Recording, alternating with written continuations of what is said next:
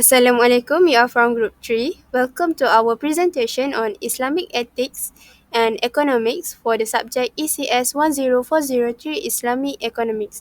This presentation is based on the journal Economics Ethics in the Fatwa of Islamic Economics by Muhammad Maksum.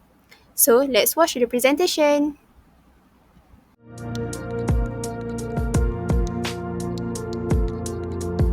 Okay, first, for the abstract. For this research, we study how Islamic ethics are applied in economic fatwa. These ethics include values like honesty, trust, justice, and the prohibition of riba. In Islam, economic is not only about profit but also about doing what is right according to the Quran and Sunnah. This study, we focus on two institutions that issue fatwa. First, Sharia Advisory Council of Bank Negara Malaysia, and second, National Sharia Council of Indonesia. We use a qualitative method and study fatwa from 1997 to 2010. Our findings show that both institutions include ethics in their fatwa, but they do it in different ways. Some fatwa show ethics clearly in the final decision, while others focus more on legal reasoning. And one challenge is that as fatwa become more formal, they may forget the ethical values behind them. So, fatwa are very important in Islamic economy because they help keep a balance between rules and ethics in financial decisions. This study explores how Islamic ethical values are integrated into fatwas related to Islamic economics by examining two key institutions. For Malaysian, MPS BNM, and for Indonesian, DSN MUI. While both incorporate ethics, DSN MUI emphasizes ethical values more directly in fatwa decision, where MPS BNM focuses on ethical reasoning in legal justification. This research highlights a gap where ethical values are often present in the reasoning al-asas al-hukmi but not clearly reflected in the final rulings al-qarar, risking a loss of spiritual depth in Islamic finance. Therefore, this study calls for a stronger alignment between Sharia compliance and ethical objective to ensure Islamic economic remain just holistic and aligned with maqasid al-Sharia. Objective of this study is to analyze the ethical content in Islamic economic fatwa, which is prohibition riba, justice and trust. This objective aims to examine how Islamic ethical value, which is the three things that I just mentioned before, are reflected in fatwa issue. The second one, to compare ethical elements in different parts of the fatwa. A fatwa has two main parts, which is legal consideration al-asas al-hukmi, which means the reasoning and justification, and verdict al-qarar, which means the final ruling or decision. To compare the ethical element in different parts of a fatwa, it's a must understand that a fatwa is a non-binding religious opinion and Islamic ethical principles are universal. Specific ruling in a fatwa may vary in their emphasis on particular ethical element. Third, to compare the two major fatwa justification, which is Dewan Syariah Nasional Majlis Ulama Indonesia, where this fatwa is an Islam authority in Indonesia issued fatwa, which are Islamic legal opinion on Islamic finance and economic. For the Majlis Penasihat Syariah Bank Negara Malaysia, this fatwa is an Islam authority in Malaysia for Islamic financial matters. The key difference between the DSN and MUI focus on emphasizing the moral and ethical behavior of individual, while the MPS BNM focus on technical and contractual structure of Islamic finance product. Next is the problem statement. First is adequacy of fatwa in incorporating Islamic economic ethics. The issue is whether Islamic fatwa sufficiently incorporate moral concept into the financial decision. Although the ethical standard exists, they frequently play a large role in legal consideration rather than in the fatwa rulings.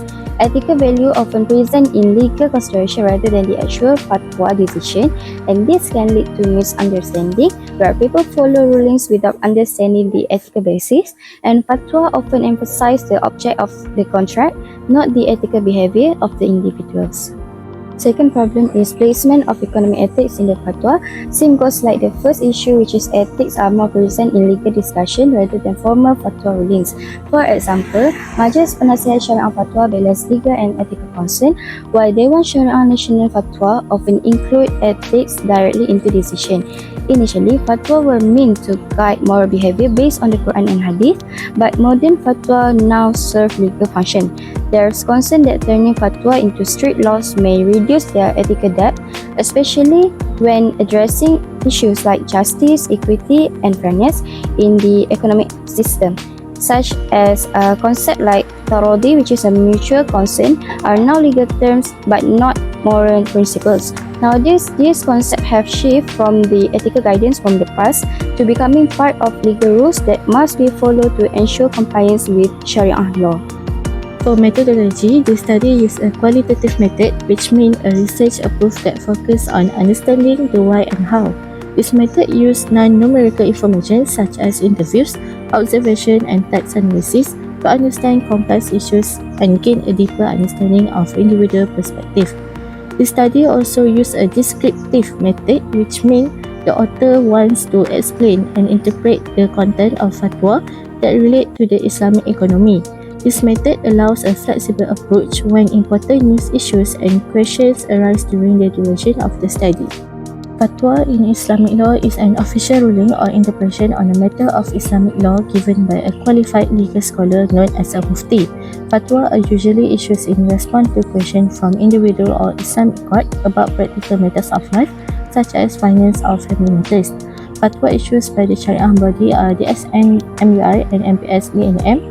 These fatwa are used in the Islamic financial system to determine whether a product or contract is Sharia compliant. For the finding parts based on the journal, we have identified at least 6 out of the findings, which is justice and fairness, adal wal ihsan. The second one is probability of riba, usury. The third one is promotion of public welfare, maslahah. The fourth one is transparency and accountability, amanah and sidq. The number of 5 findings is ethical investment and avoid of harm, la dara wal dirar. This last one, which is the sixth one, Sharia compliant as a moral and a legal imperativeness. That's all for the findings part.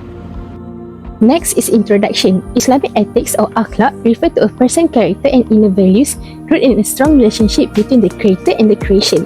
According to Imam Al-Ghazali, akhlaq shapes a natural, effortless behavior based on deeply held morals. In Islam, ethics is a part of deen, so it influences a very part of life that include economics. Islamic economy is just not about money. It's just about justice, honesty, trustee, and mercy.